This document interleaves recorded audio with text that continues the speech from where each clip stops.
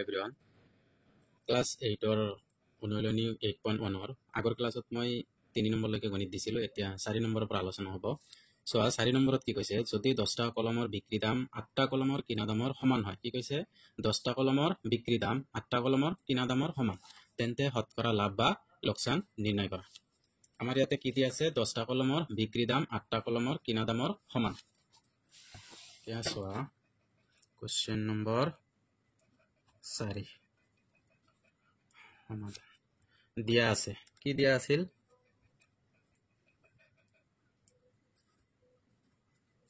10টা কলমৰ বেচা দাম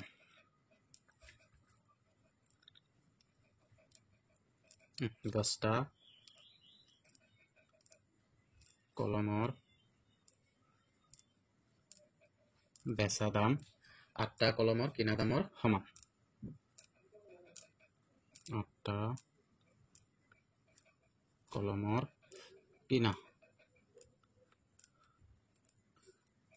কিনা দামৰ সমান বুলি দিয়া আছে এটাকে আমি কি ধৰিলাম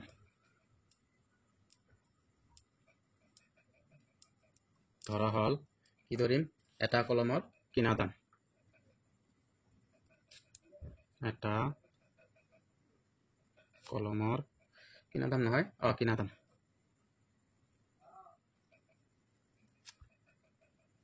x টকা ঠিক আছে x টকা এটাকে কি 10টা কলমৰ যেহেতু 10টা কলম বুলি কৈছে 10টা কলমৰ কিনা দাম কি হ'ব এটা কলম যদি 1 টকা হয় 10টা কলম 10 দি পূৰণ হ'ব x 10 টকা 10x টকা এটাকে কি কৈছে 10টা কলমৰ বেচা দাম কিমান হ'ব যেহেতু 8টা কলমৰ কিনা দাম আৰু 10টা কলমৰ বেচা দামৰ সমান তেনেহলে 8x টকা ঠিক আছে এতিয়া চোৱা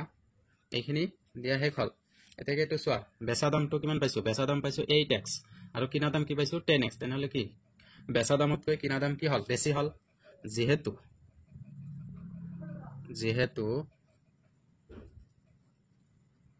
বেচা দামতকে কি কৈছে বেচা দামতকে কিনা দাম বেছি গতিকে কি হল লোকসান হল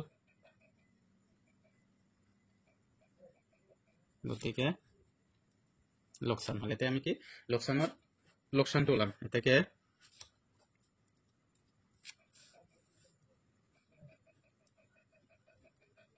লোকসান সমান কিনা দাম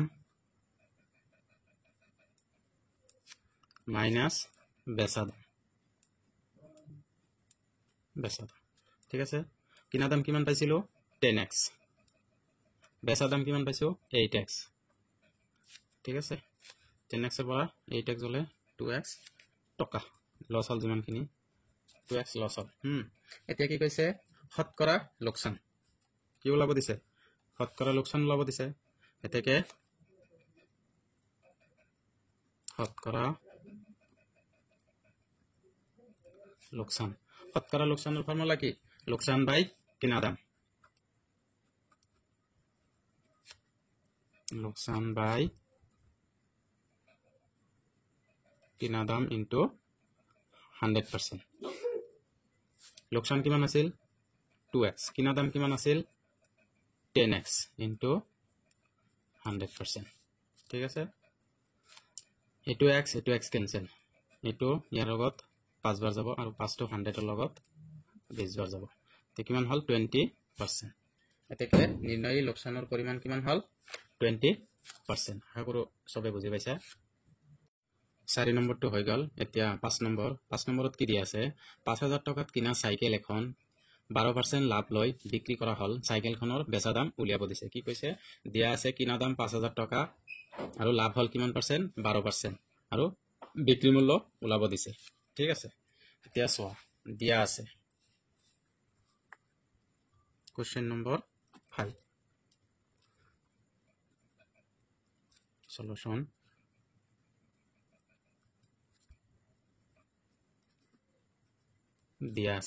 দিয়া আছে কি কিনা দাম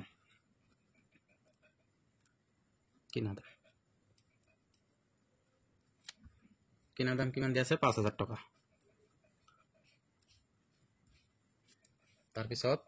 শতকৰা লাভ লাভ শতকৰা লাভ কিমান দিয়া আছে 12% সাইকেলখনৰ বেচা দাম ওলাব লাগে বেচা দাম এতিয়া আমি কি জানো ফৰ্মুলা এটা জানো কি জানো যে বেচা দাম সমান সমান 100 প্লাস লাভৰ শতাংশ বাই 100 ইনটু কিনা দাম ঠিক আছে ফৰ্মুলাটো মই লিখি দিছো আগত বেচা দাম সমান 100 প্লাস লাভৰ শতাংশ বাই 100 ইনটু কিনা দাম ঠিক আছে তো ইয়াতে বহাই দিলে হল 100 প্লাস লাভৰ শতাংশ কিমান পাইছো 12% ঠিক আছে তাৰ পিছত 100 ইনটু কিনা দাম কিমান আছিল 5000 টকা টকাটো লিখি দিও পিছত লাগিব টকাটো ঠিক আছে এতিয়া এইটো যোগ কৰি দিয়া কিমান হল 112 বাই 100 ইনটু 5000 টকা এইটো শূন্য ঠিক আছে আৰু তো নাই এইখিনি যোগ কৰি পূৰণ কৰি দিয়া কিমান হ'ব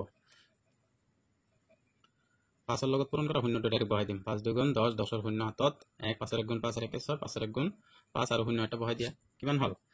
5600 টকা ঠিক আছে এতেকে কি কৰিম কি ওলাব দিছিল সাইকেলখনৰ বেচা দাম এতেকে লিখি দেউ যে এতেকে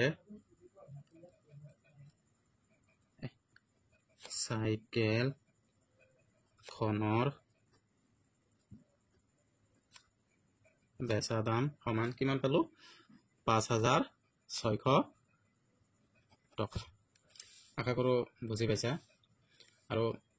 চেনেলটো সাবস্ক্ৰাইব কৰিবা এতিয়া চোৱা 6 নম্বৰ কোৱেশ্চনটো 6 নম্বৰ কোৱেশ্চনত কি দিয়া আছে কমলে পানীৰ ফিল্টাৰ এটা 4500 টকাত কিনি 4230 টকাত বিক্ৰী কৰিলে তেওঁৰ শতকৰা লোকসান কিমান হয় এটো গণিতত কি দিয়া আছে প্ৰথমত কি দিয়া আছে কিনা দাম দিয়া আছে আৰু বিক্ৰী দাম দিয়া আছে কিনা দামৰ পৰা বিক্ৰী দাম মাইনাস কৰিলে লোকসান ওলাব আৰু সেই লোকসানৰ পৰা আমি শতকৰা লোকসানটো উলিয়াব পাৰিম তেছো কোৱেশ্চন নম্বৰ 6 দিয়া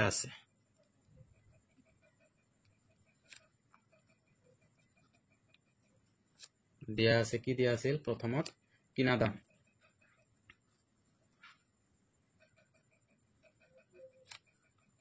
কিমান দিয়া আছে 4500 টকা বেচা দাম দিয়া আছে 4230 টকা ঠিক আছে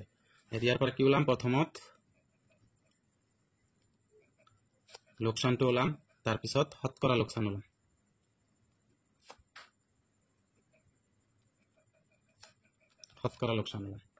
ঠিক আছে এটাকে কি কৰিম লোকসান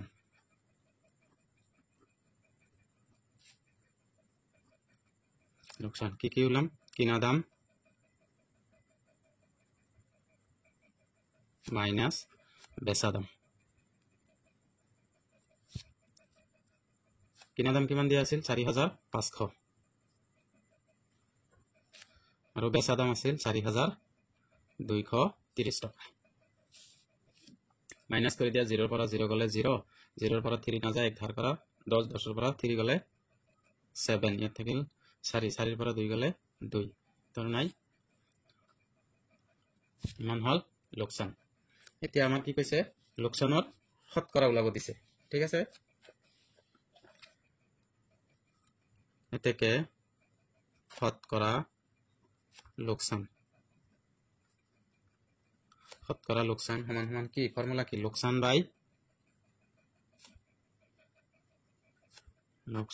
বাই কিনা দাম ইনটু 100%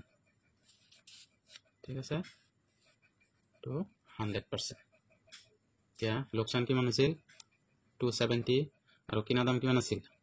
4500 পূৰণ 100%, ঠিক আছে। এইটো 270 টকা লোকচান হ'ল আৰু কিনা দাম আছিল এইটো কাটা কাটি যাব, এইটো যাব, লোকচান হ'ল 270/45 পালোঁ, ইমান পাৰ্চেণ্ট। এতিয়া কাটিব পাৰি 45ক ইয়াৰ লগত কিমান বাৰ যায়, প্ৰথমত ধৰি লোৱা মই 3 দি কাটিলোঁ, 3 দি ইয়াতে 3 দি নাযায়, ইয়াতে কি আছে 0 আছে, তো যুগ্ম সংখ্যা এইটো 3ৰে নাযাব, 3ৰে 3 গুণ 27, 0টো ওপৰত দিয়া যাব, 3ৰে কিমান বাৰ যাব 15 বাৰ, আৰু এইটো 3ৰে 3 গুণ 27 আৰু 0টো বহাই দিয়া। এতিয়া 15 90ৰ মাজত কিমান বাৰ যাব 4 বাৰ, 4 বাৰ গ'লে 60, 5 বাৰ গ'লে 75 আৰু 6 বাৰ গ'লে 90, 6%। এতেকে কি হৈছে, কি ওলাব দিছিল, শতকৰা লোকচানটোহে ওলাব দিছিল। এতেকে শতকৰা লোকচান হল 6%। আশা কৰোঁ চবে বুজি পাইছা, আৰু এনেকুৱা ভিডিঅ' পাবলৈ আৰু নেক্সট ভিডিঅ' পাবলৈ মোৰ চেনেলটো ছাবস্ক্ৰাইব কৰিবা, আৰু লাইক কৰিবা, কমেণ্ট কৰিবা, আৰু শ্বেয়াৰ কৰিবা। ধন্যবাদ।